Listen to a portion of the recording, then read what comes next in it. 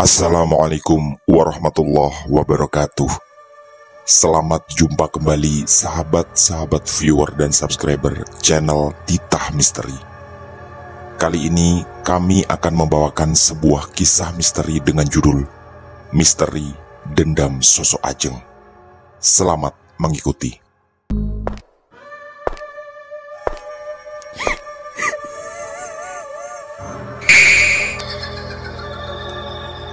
Jangan pernah mengikuti kisah ini sendirian. Tak ada kesalahan yang berdiri sendiri, karena dia selalu beriring dengan balasan yang siap menanti. Malang, 1983. Malam itu, sekitar jam 8, dusun kami digemparkan oleh kejadian yang begitu menghebohkan. Ajeng, tetangga dan juga sahabat terdekatku, ditemukan mengambang tak bernyawa sekitar 100 meter dari rumahnya, di Kali Konto, yang kata kakekku adalah anak Sungai Brantas. Diperkirakan dia jatuh di sungai tak jauh di belakang rumahnya dan lalu terseret arus hingga 100 meteran. Tentu saja kondisinya sangat memprihatinkan. Mengambang dan dengan luka di sana-sini. Banyak spekulasi beredar. Salah satunya adalah Ajeng sebenarnya mungkin diperkosa lalu dianiaya sampai kehilangan nyawa. Kemungkinan itu bisa saja terjadi karena ada darah yang terlihat di antara kedua kakinya. Tapi tidak semua warga berpendapat seperti itu. Tentu saja karena benturan ketika terbawa arus sangat mungkin terjadi. Selain banyak batu, ada juga batang-batang kayu yang juga sering terbawa arus sungai di sana. Intinya, banyak warga berbeda pendapat. Sebenarnya sempat ada usulan untuk menyelidiki lebih jauh, karena kemungkinan bahwa Ajeng awalnya diperkosa memang dipercaya sebagian orang. Hanya saja, pihak keluarga tak mau menanggapi usulan itu dengan salah satu pertimbangan utama. Mereka terpaksa mengikhlaskan kepergian Ajeng dan tidak ingin Ajeng tak tenang di alam sana. Dan lagi, memang sedang musim penghujan. Peristiwa itu memang terjadi ketika hujan deras sedang mengguyur desa kami sejak siang hari. Ajeng mungkin mau mandi di sungai, lalu terpeleset dan kemudian terhanyut. Itu juga salah satu pendapat terkuat. Di desa kami, sebagian orang memang sering mandi di sungai, bahkan termasuk mereka yang sebenarnya punya kamar mandi, dan salah satunya adalah Ajeng.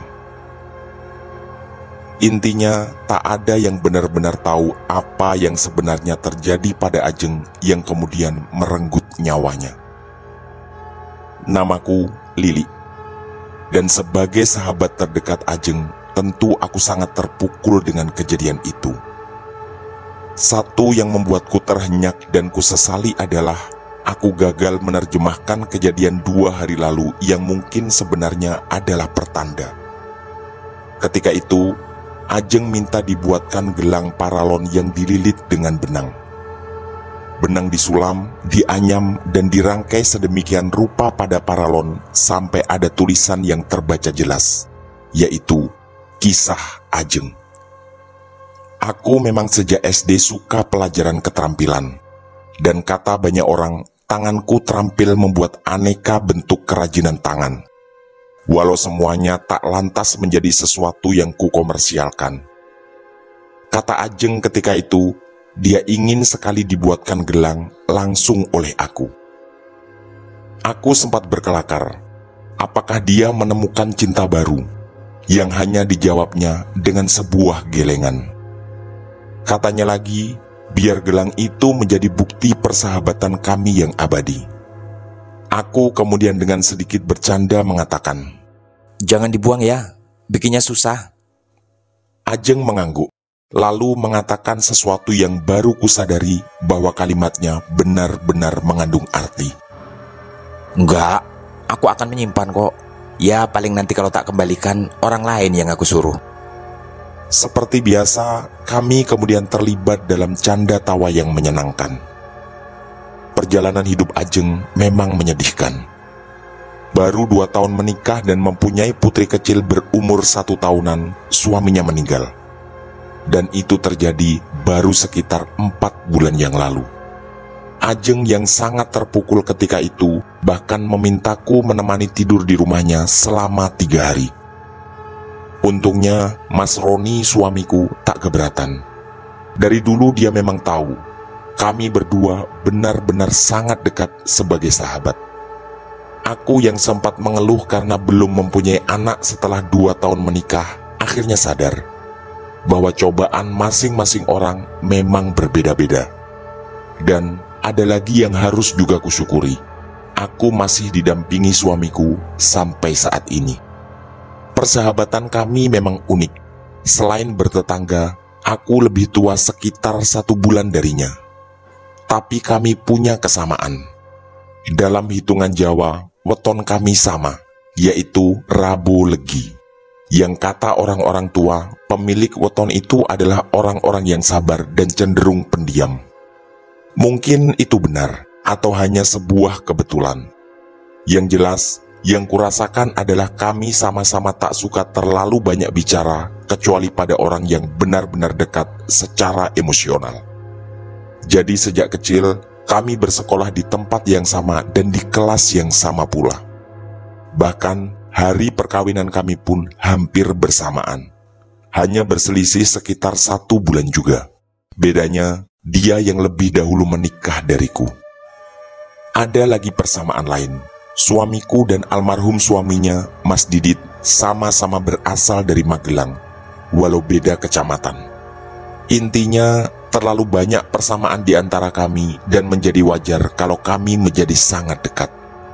Sejak menjadi janda, Ajeng tak terlihat ingin membuka hatinya. Tentu saja kalau dia merasa menemukan sosok yang tepat, aku adalah orang yang paling awal tahu. Karena apapun permasalahan dalam hidup dan cintanya, selalu diceritakan dan kami diskusikan bersama. Ajeng memang sangat cantik dan terkenal sebagai bunga desa kami.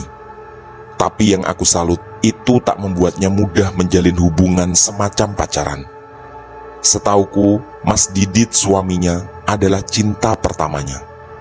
Ini juga persamaan kami yang lain, sama-sama menikah dengan cinta pertama kami. Aku pun tenggelam dalam kesedihan yang sangat mendalam. Ibunya berkali-kali memelukku seakan ingin menyampaikan bahwa kami benar-benar merasakan hal yang sama, kehilangan Ajeng yang sangat kami cintai. Salah satu yang paling memilukan menurutku adalah aku tak sanggup melihat tangisan Susi, putri kecil Ajeng satu-satunya yang harus menerima takdir sangat berat itu, kehilangan ibundanya terkasih di usia yang baru 1 tahun. Orang yang datang melayat pun sangat banyak. Selama ini bukan hanya Ajeng, ayah dan ibunya juga terkenal sangat baik dan ramah, serta suka membantu sesama. Walaupun bukan keluarga yang kaya raya, mereka sangat dihormati warga. Kepergian Ajeng pun meninggalkan sebuah misteri. Apa yang sebenarnya telah terjadi? Tak ada satupun yang berpendapat ada campur tangan orang luar, karena kejahatan atau semacamnya. Karena selain hujan deras ketika kejadian, kampung kami cukup terpencil dan ketika semua peristiwa itu terjadi, tak ada orang luar yang terlihat di dusun kami. Tapi, aku punya pendapat lain, yang mungkin muncul karena firasatku sebagai salah satu orang terdekatnya. Sekitar sebulan yang lalu, Ajeng pernah mengaku diganggu oleh Nanang, tetangga kami yang terkenal sebagai preman dan cukup meresahkan. Dia adalah kakak kelas kami, 2 tingkat di atas kami. Katanya, Nanang sempat menghampirinya dan mengatakan suka padanya. Kalau Ajeng mau, Nanang akan menikahinya. Sebenarnya itu tidak mengejutkan, karena memang Ajeng sangat cantik dan dalam kondisi menjanda, pasti tak sedikit laki-laki yang ingin mendapat cintanya. Tapi, tentu saja Ajeng menolaknya, walau dengan nada bercanda waktu itu. Nanang adalah anak seorang yang paling kaya di dusunku. Kerjanya hanya lontang-lantung dan sering terlihat membuat keributan dengan berteriak-teriak bernyanyi keras di pos kamling ketika malam hari. Dan kata banyak orang, dia sering mabuk bersama teman-temannya di sana. Beberapa warga pernah mengingatkan Nanang maupun orang tuanya, tapi semuanya seperti sia-sia dan tak dihiraukan. Nanang tetap bernyanyi-nyanyi keras dengan suara mengganggu sambil bergitar-gitar di pos kamling di hampir setiap malam. Orang tuanya yang kaya raya memang berpengaruh. Walau tak terlalu disukai warga, tapi sepertinya mereka memang keluarga yang cukup ditakuti. Intinya, tak ada warga yang mau berurusan dengan mereka. Nanang dan orang tuanya tak terlihat melayat. Sekitar 1 jam sebelum jasad Ajeng ditemukan, mereka berangkat ke Surabaya karena katanya ada acara keluarga. Mungkin mereka tidak tahu kejadian yang menggemparkan ini. Tapi sebagai sahabat, entah kenapa aku curiga pada Nanang. Walaupun tak ada satu kabar pun yang mengatakan dia ada di sekitar tempat kejadian. Perasaanku berkata seperti itu. Entahlah, apakah ini yang dinamakan firasat seorang sahabat? Aku tentu terlibat dalam semua acara tahlilan yang diadakan. Karena selain sebagai sahabat terdekat, kedua orang tua Ajeng sudah menganggapku seperti anak sendiri. Sampai keesokan harinya, mataku masih sering menangis. Kepergian Ajeng belum benar-benar bisa kuterima. Teringat jelas semua kebersamaan kami sejak kecil. Rasanya ada bagian penting dalam diriku yang hilang seiring kepergiannya. Dan yang tak kalah menyedihkan, banyak cerita menakutkan. Beberapa warga mengaku pernah didatangi sosok Ajeng di malam hari. Wajah cantiknya terlihat hancur dan penuh darah. Di kakinya juga mengalir darah segar, seperti kondisi ketika jasadnya ditemukan. Bukan hanya 1 atau 2 orang yang mengaku mengalami itu, dan semuanya menceritakan hal yang sama, bahwa sosok Ajeng seperti ingin mengatakan sesuatu yang tak terucapkan. Ada kalimat yang seperti ingin dikatakannya, tapi mulutnya yang menganga terlihat terkunci. Kejadian itu terus berulang, bahkan sampai tahlilan malam ke-7. Dan semakin hari, semakin banyak yang mengaku ditemui sosok Ajeng. Yang paling sering adalah di sepanjang sungai antara belakang rumahnya sampai lokasi di mana jasadnya ditemukan. Beberapa yang lain mengaku didatangi dalam mimpi ketika mereka tidur. Terkadang, aku sempat berpikir, kenapa banyak orang yang ditemui sosok Ajeng tapi aku belum pernah sekalipun. Padahal aku adalah sahabat sekaligus salah satu orang yang paling dekat dengannya. Entah kenapa, seperti ada rasa iri di hatiku. Walau jujur, aku sebenarnya takut jika itu benar-benar terjadi. Tapi akhirnya, hal itu terjadi juga padaku. Malam itu, 8 hari setelah meninggalnya Ajeng. Aku yang kecapean karena aktivitas sehari terbaring sekitar jam 9 malam. Rasanya belum terlalu lama aku berbaring. Tiba-tiba, ku dengar jendela kamarku diketuk. Kulihat tak ada Mas Roni di sampingku. Suamiku memang sering ngopi di warung Pak Sudiro di dekat pos kamling. Kadang sampai tengah malam baru dia pulang. Perlahan aku mendekati jendela. Aku tak punya gambaran apapun tentang siapa yang kemungkinan mengetuk jendelaku tadi. Dan aku sangat terkejut. Sosok Ajeng berdiri di seberang jalan. Penampakannya persis seperti apa yang selama ini kudengar dari beberapa warga yang mengaku pernah ditemuinya. Wajah cantiknya terlihat penuh luka dan banyak bercak darah. Sosok itu kemudian terbang melesat mendekatiku. Entahlah, berbagai perasaan tercampur saat itu. Ada ketakutan, ada rasa kasihan, Dan ada yang sangat kuat di hatiku bahwa yang sedang menghampiriku adalah sahabat terbaikku. Sosok Ajeng menatap tajam padaku selama beberapa detik. Lalu, perlahan kulihat dan kudengar dia menangis. Suara tangisannya benar-benar menyayat hatiku. Lalu, tangisnya terhenti seketika. Ada satu kalimat yang dikatakannya padaku. "Li, tolong bantu aku."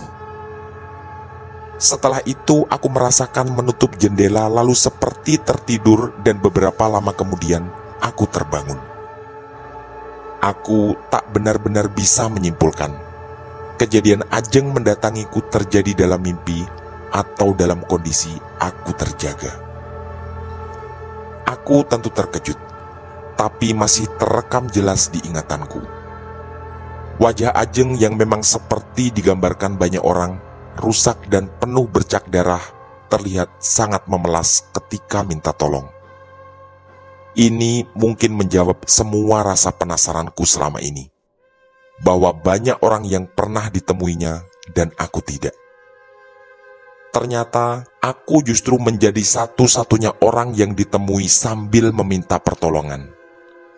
Ini tentu sangat berbeda dengan pengakuan beberapa warga, bahwa sosok Ajeng datang dengan mulut terbuka dan tergagap seperti mengatakan sesuatu yang tak bisa terucap.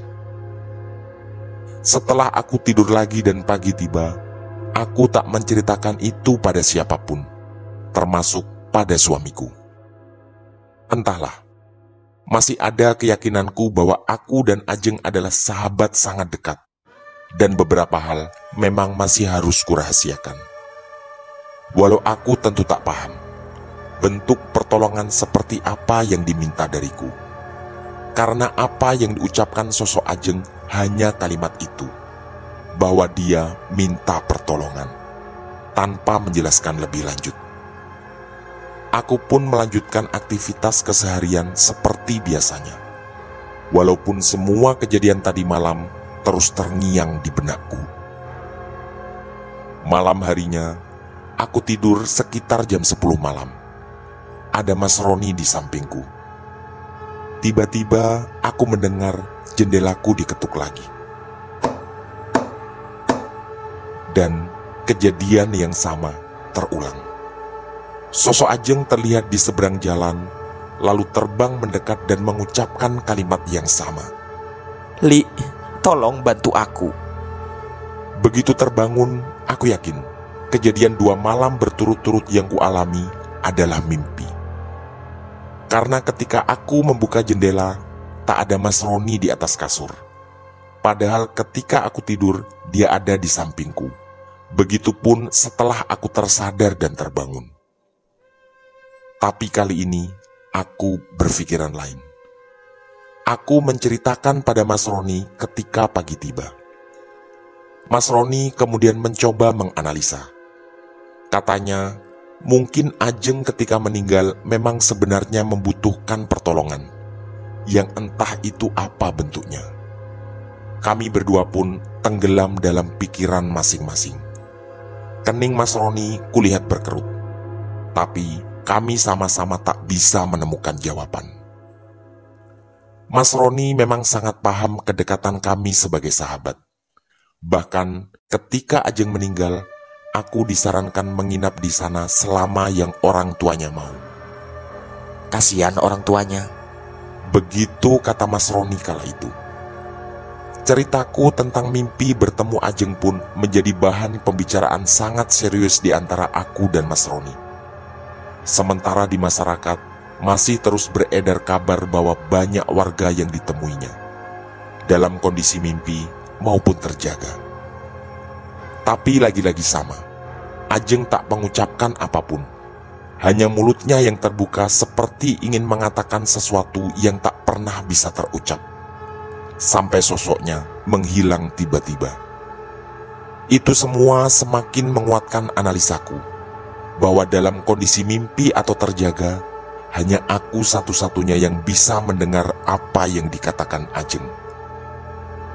Malam harinya, Setelah berbincang cukup lama dengan Mas Roni di kamar, kami pun tertidur. Dan mimpi itu terulang lagi. Ada suara ketukan jendela dan lalu Ajeng menghampiriku. Tapi kali ini ada tambahan dalam kalimat yang diucapkannya. Beginilah yang dikatakan Ajeng. Li, tolong bantu aku, atau aku sendiri yang balas dendam. Sontak aku terbangun, bahkan sebelum sempat melihatnya terbang dan menghilang. Aku tentu terkejut, ketakutan, kebingungan dan gemetar. Dari dua mimpi sebelumnya, aku tak tahu bentuk pertolongan apa yang bisa kuberikan. Kini, kebingunganku bertambah lagi. Balas dendam seperti apa yang dia maksud dan kepada siapa? Karena bahkan aku dan kami semua tak benar-benar tahu apa yang sebenarnya terjadi di sungai malam itu. Malam ketika Ajeng harus kehilangan nyawanya. Pagi harinya, aku menceritakan hal itu pada suamiku. Dan kali ini jauh lebih serius. Awalnya tanggapan Mas Roni adalah aku memang orang yang terpilih. Dalam artian, aku memang menjadi orang terdekatnya selama hidup. Sebuah analisa yang masuk akal pikirku. Lalu, aku mengusulkan untuk menceritakan semua mimpiku pada kedua orang tua Ajeng. Tapi Mas Roni tidak menyetujuinya. Alasannya adalah dia tidak ingin membuat orang tuanya lebih sedih lagi. Karena itu akan mengingatkan kembali kejadian meninggalnya Ajeng. Dan pasti akan membuat mereka berpikir macam-macam. Sedangkan semua penyebab kematian Ajeng tak ada yang benar-benar tahu. Kecuali satu hal, bahwa ajal Ajeng memang telah tiba. Kalau menurut istilah suamiku, tugas Ajeng di alam dunia memang sudah berakhir. Setelah lama berdiskusi dan saling menganalisa, akhirnya aku dan suamiku sepakat. Kami akan menceritakan ini pada Mbah Rahman, seorang sesepuh desa kami. Rumahnya agak jauh dan ada di perbatasan desa. Kebetulan hari itu hari Minggu, jadi Mas Roni yang bekerja sebagai pegawai kantor camat tidak masuk kerja. Setelah mandi dan berganti baju, aku segera mengajak Mas Roni berangkat, berboncengan sepeda motor. Sekitar 3 menit kemudian, kami sampai di rumah Mbah Rahman. Ternyata beliau baru saja berangkat ke balai desa. Katanya ada rapat di sana.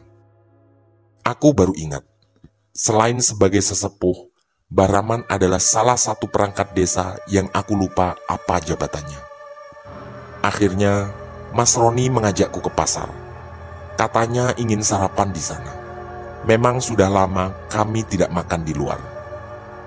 Kata Mas Roni, nanti ketika pulang akan mampir ke rumah Mbah Rahman lagi. Siapa tahu dia sudah datang dari balai desa. Setelah sarapan, ternyata Mbah Rahman belum ada di rumah. Istrinya bilang mungkin rapat memang belum selesai. Atau biasanya setelah rapat, Mbah Rahman sering bercengkrama dengan salah satu teman masa kecilnya, yang rumahnya tak jauh dari balai desa. Setelah mengucapkan terima kasih, kami pun pamit pulang. Di jalan, Mas Roni mengatakan bahwa nanti sore akan menemui Mbah Rahman. Dan dia yakin, nanti sore Mbah Rahman pasti sudah pulang. Tiba-tiba, kami melihat kerumunan orang. Ternyata kerumunan itu ada di depan rumah Nanang, preman desa yang selama ini terkenal meresahkan. Kami berhenti dan aku sempat masuk ke tengah-tengah kerumunan itu.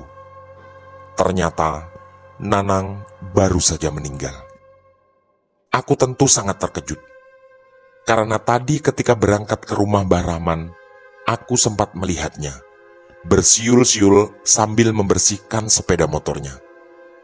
Ternyata memang benar, ajal manusia adalah sebuah rahasia ilahi. Berita kematian Nanang tentu mengejutkan, walau sebagian warga selama ini pasti tak menyukainya. Beberapa pelayat mulai berdatangan, dan kami langsung pulang untuk memberitahukan ini pada bapak dan ibuku. Bapak dan ibu tentu juga terkejut mendengar itu. Nanang masih muda dan selama ini terlihat sehat. Mungkin karena selama ini suka minum minuman yang mengganggu organ tubuhnya. Begitu analisa singkat dari bapakku. Tak lama kemudian, bapak dan ibuku bersiap untuk melayat juga. Aku mengatakan akan kesana mungkin agak sore, karena perutku sakit tiba-tiba. Mungkin karena makan pedas terlalu banyak tadi ketika sarapan di pasar. Di desa, walau seburuk apapun warga di mata masyarakat, semua warga tetap berduyun-duyun datang melayat setiap ada yang meninggal. Bapak dan ibuku sudah kembali ketika aku menyapu ruang tamu. Dan ternyata bapak membawa kabar yang tak kalah mengejutkan. Pertama, tadi bapak belum sampaikan padaku bahwa tadi malam beliau bermimpi melihat Ajeng dan Nanang seperti sedang berkelahi.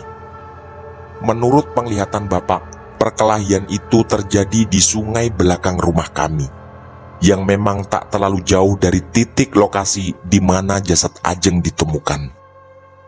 Nanang berteriak seperti orang yang sedang kesakitan di sepanjang perkelahian itu. Sosok Ajeng seperti terbakar amarah yang luar biasa. Dan kata bapak, Ajeng kemudian mencekik leher Nanang yang terlihat tak berdaya. Entah apa yang terjadi pada Nanang, karena bapak langsung terbangun setelah itu. Yang kedua, juga mengejutkan. Kabar dari sana, ada semacam bekas cekikan di leher Nanang. Entah itu apa, karena orang tuanya hanya menceritakan bahwa Nanang tiba-tiba mengeluh sesak sebelum mengebuskan nafas terakhir di dalam kamarnya. Dan yang ketiga, ini yang benar-benar sama sekali tak terfikir oleh siapapun, bahkan olehku. Ketika mengembuskan nafas terakhir, Nanang menggigit sebuah gelang paralon. Di sana tertulis, Kisah Ajeng. Nafasku langsung tersekat. Aku benar-benar terbelalak mendengar itu. Di antara orang di seluruh dunia, hanya akulah satu-satunya yang tahu dari mana gelang itu. Itu adalah gelang yang aku buat karena permintaan Ajeng 2 hari sebelum meninggal. Suami dan kedua orang tuaku juga terkejut, tapi tentu tak tahu apa yang ada di benakku. Aku bahkan tak berniat membuka suara untuk menjelaskan gelang itu. Masih teringat jelas kalimat Ajeng waktu itu, bahwa gelang paralon itu adalah bukti persahabatan kami yang abadi. Gelang itu pun tetap menjadi misteri, bahkan sampai sore hari, ketika aku dan Mas Roni datang melayat. Entah bagaimana keluarganya melepaskan gelang itu dari gigitan Nanang, karena tak terbayangkan olehku jika jenazahnya harus dikebumikan ketika giginya masih kuat menggigit gelang itu. Semua mimpi telah kuceritakan pada Mas Roni, tapi untuk gelang, aku tetap berniat merahasiakannya pada siapapun. Entah kenapa, tapi itu yang kurasakan. Mungkin firasatku sebagai seorang sahabat dekat tidak ingin satu rahasia ini ada yang tahu. Desa kami pun tenggelam dalam suasana berduka. Belum lama kehilangan Ajeng, warga lain yaitu Nanang meninggal dunia, juga di usia yang masih muda. Bahkan warga yang selama ini terganggu dengan kelakuannya tetap berempati terhadap kesedihan yang menimpa kedua orang tua Nanang. 3 hari setelah Nanang meninggal, Bu Suti, ibunya Ajeng, datang ke rumah. Ternyata semua kabar mengejutkan belum berakhir. Beliau bercerita bahwa sehari setelah kematian Nanang, orang tuanya datang dan lalu memberikan gelang itu pada Bu Suti. Mereka semua tidak tahu kenapa gelang itu ada di rumah Nanang dan digigitnya dengan sangat kuat ketika meninggal. Katanya, mereka semua kemudian sama-sama berdoa agar Ajeng maupun Nanang tenang di alam sana. Lalu, tadi malam, Bu Suti mengalami mimpi.